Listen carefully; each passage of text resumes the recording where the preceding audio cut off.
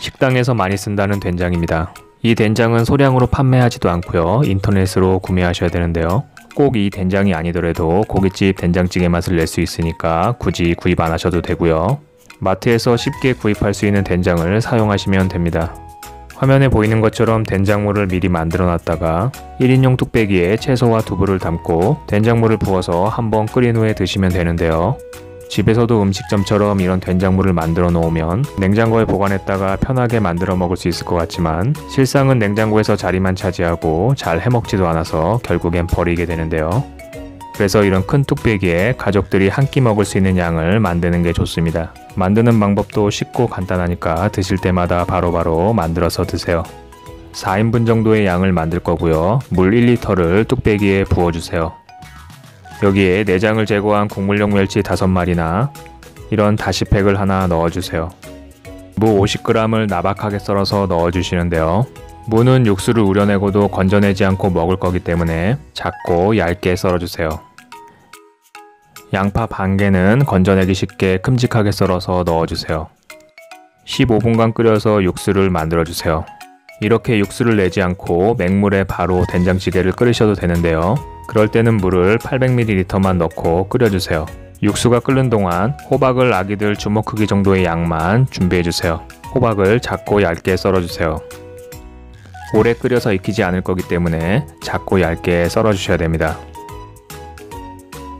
양파 4분의 1개도 호박과 같은 크기로 작고 얇게 썰어서 준비해주세요.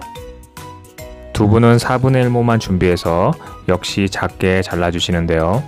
두부를 좋아한다고 많이 넣으면 고깃집 된장찌개 특유의 감성이 안 살아나니까 인색하게 넣어주세요. 대파는 1스푼 정도의 양만 송송 썰어서 준비해주세요. 칼칼한 맛을 내줄 청양고추는 반 개만 얇게 송송 썰어서 대파와 함께 준비해주세요. 15분간 육수를 끓였으면 이제 불을 끄고 멸치를 다 건져주세요. 양파 또한 다 건져주시고요. 무만 남겨두시면 됩니다. 이제 여기에 시판용 된장을 브랜드에 상관없이 2스푼 넣어주세요. 소고기 다시다를 1 작은 스푼 넣어주시고요. 해물맛 다시다도 1 작은 스푼 넣어주세요. 일본 다시다인 혼다시나 조개 다시다, 멸치 다시다를 사용하셔도 됩니다. 소고기 맛 조미료와 해물맛 조미료를 1:1 비율로 넣으시면 됩니다. 다진 마늘을 2분의 1스푼 넣어주시고요. 고춧가루는 2분의 1 작은 스푼을 넣어주세요. 이제 마지막으로 미원 3분의 1 작은 스푼을 넣어주세요. 이 녀석이 모든 것을 잘 마무리해 줄 겁니다. 이제 영상 초반에 나왔던 된장물이 완성됐습니다. 넉넉히 만들어서 냉장고에 보관했다가 사용하셔도 됩니다. 불을 켜고 된장물이 끓어오르면 썰어 놓았던 양파와 호박, 두부를 다 넣어주세요. 한 번 더 끓어오르면 거품을 걷어내 주시고요. 불을 끄고 썰어놨던 파와 청양고추를 넣어주시면 맛있는 고깃집 된장찌개가 완성됩니다.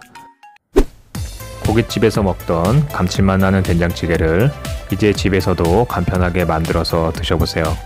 드셔보시면 무릎을 탁 치고 웃음이 절로 나오는 맛입니다. 그럼 시청해주셔서 감사합니다.